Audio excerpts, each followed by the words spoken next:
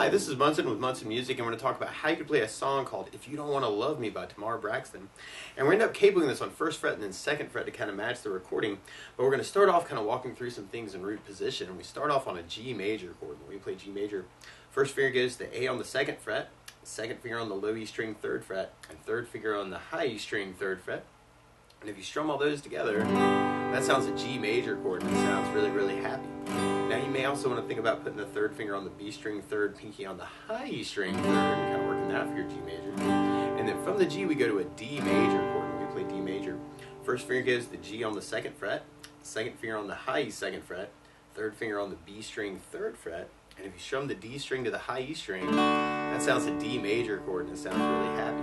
Now while you're on Ds in general, it can be kind of cool to lift off the 2nd finger and make that a D suspended 2nd. Or you could add in the pinky on the high E 3rd and make that a D suspended chord and kind of say some things around D chords.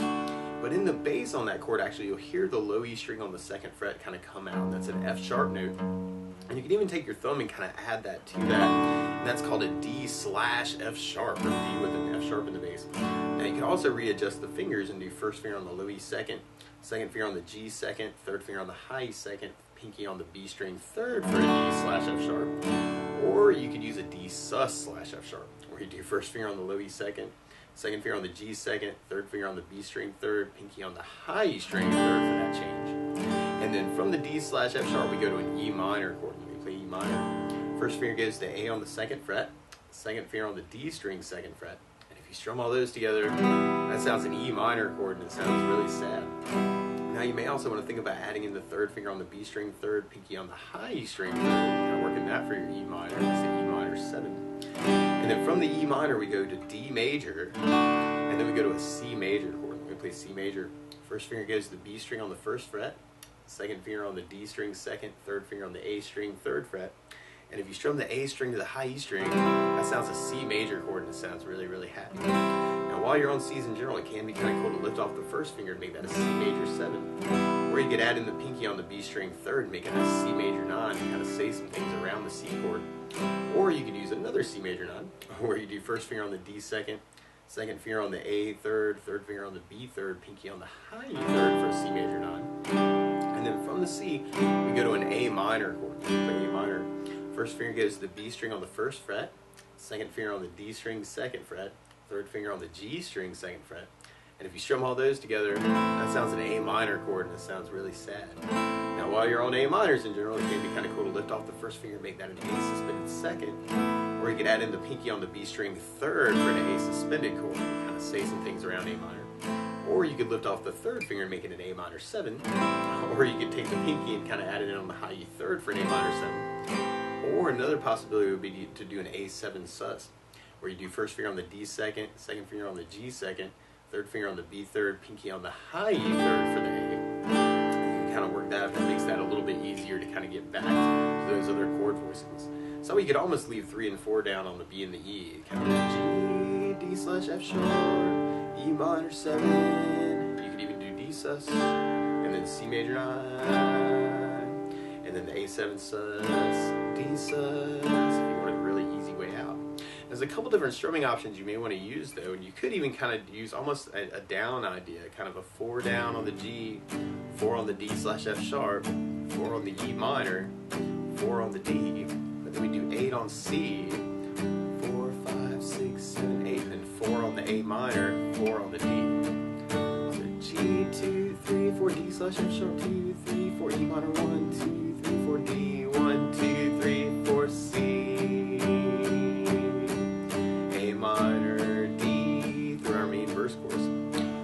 One of my favorite strum patterns for a 4/4 like this is down, down, up, up, down, up. So we took the G and tried that a lot. You'd have down, down, up, down, up, down, up, down, up, down, up, down, up. Now the weird part is those chords that don't last as long. You may want to do just a down, down, up on those chords. So kind of a G, down, up, D slash F sharp, down, up, E minor, down, up, D, down, up, C.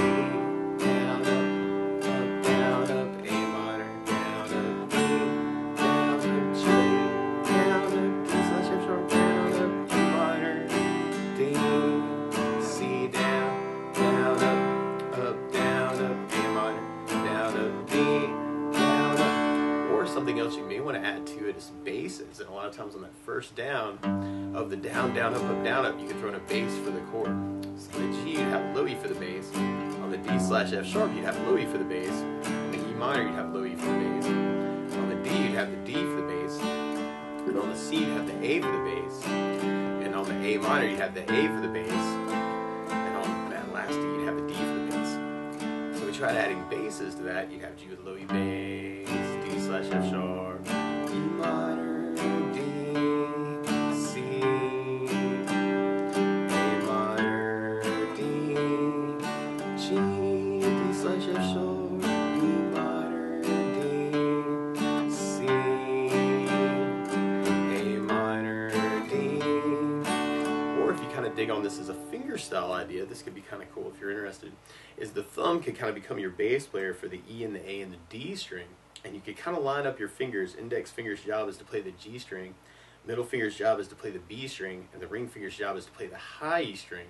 And one really easy arpeggio, or at least I think this kind of groovy for the tune, is you could kind of take your thumb for your bass player and then go G, B, E, and then come back B, G, B. So I'm kind of going thumb, index, middle, ring, and then middle, index, middle. And you could kind of do that idea on each of the chords until you get to the C, and then you'll have to kind of do that twice. So we have G, D/F sharp, E minor, D, C, C, A minor, D, G, D/F sharp,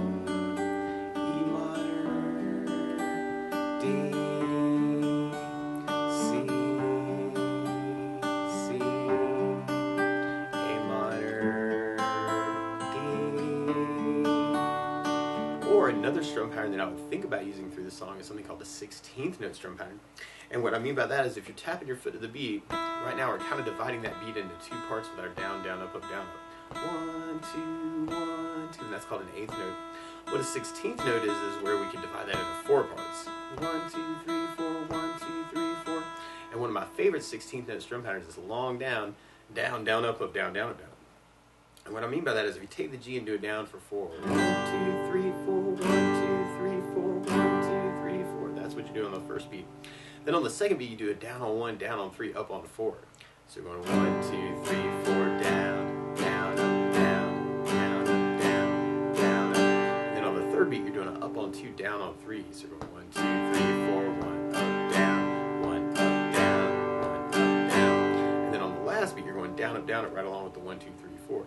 So down, up, down, down, down, down, down. So all together you got down, down, down, up, down, down, down, down, down, down, up, down, down, down, down, down, down, up, down, down, down. So one way to apply that to that first chorus is to do kind of just the long down, down, down, up on each chord when we're halving things. So you have G, down, down, up, D/F sharp, down, down, up, E minor. Down, down, up, down, down, but then C, down, down, up, down, down, down, A minor, down, down, up, D, down, down, up, G, down, down, up, D/F sharp, E minor, D, C, A minor, D. Now you could also add basses to that too and make it kind of a bass. Down, down, up on the halving chords. Minor bass. Down, down, B bass. Down, down, C bass. Down, down, up, down, down, up, down. A minor A bass. Down, down, B with the D bass. Kind of thing on that. And we'll basically be repeating that progression until we get to our bridge part. And on our bridge, we go to an E major chord. When we play E major, first finger goes to the G on the first fret, second finger on the A second fret, third finger on the D string second fret. And if you strum all those together, that sounds an E major chord and it sounds really happy. Now you may also want to think about lifting off the third finger and make that an E7, or you could add in the pinky on the B string third for an E7 chord. And we basically kind of alternate between the E and the A minor chord 3 times, and then we go to a D major chord with our whole strum pattern. And then you'll hear in the recording actually where we'll end up moving the capo at 1 fret and kind of staying on the D before we go back into our verse chorus. So we tried that with kind of our down, down, up, down, up. We'd have the E, and the E's will have the low E bass. So you have E,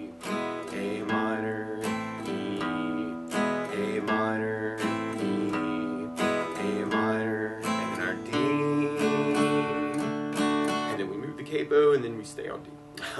Or if you're digging on the fingerstyle idea, you could kind of work that, kind of the E major, A minor, E, A minor, E, A minor, and then D major, and then we move the capo and then come back in on the D.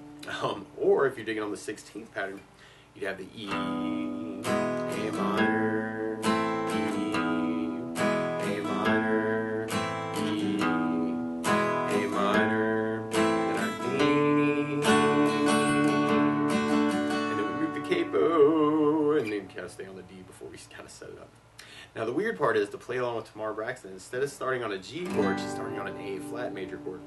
So to play along with the recording, what you want to do is take a capo, and if you put the capo on first fret, then now your G is really an A flat major, and your D major is really an E flat major, and your E minor is really an F minor, and the C major is really a D flat major, and the A minor is really a B flat minor, and the E major is really an F major chord. But we could do that even with the down idea, kind of G, D slash F sharp, E minor, D, C, A minor, D, or you can do the down, down, up, down, up, G, D slash F sharp, E minor, D, C, A minor, D, or you could add basses, G, slash F sharp, E minor, D, C, A minor, D, or you can do the 16th pattern, G, D slash F sharp, E minor, D, C, A minor, D, or you can add basses to that, G, D slash F sharp, E minor, D, C,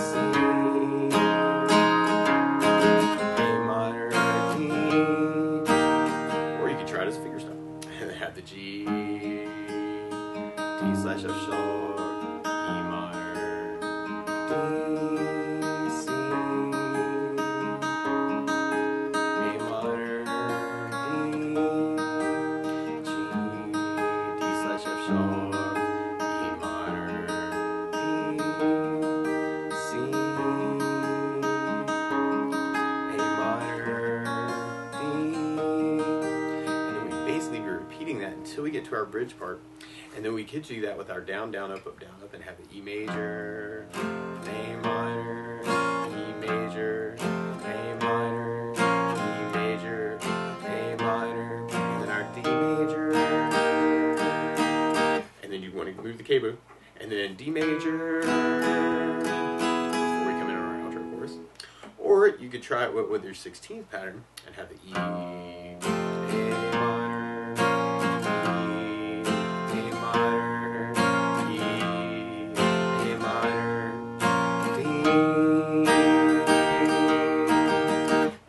capo, and then D, before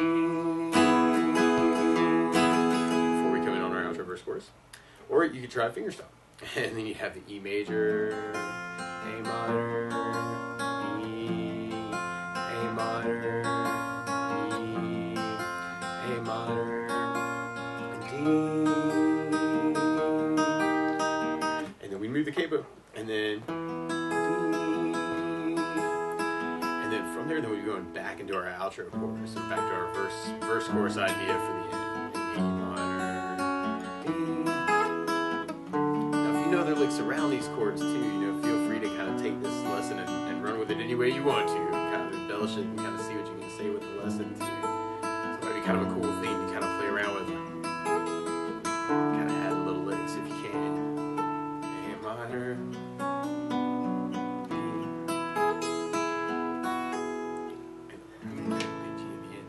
But that's the basics of how you get strummed through If You Don't Want to Love Me by Tamar Braxton. So good luck!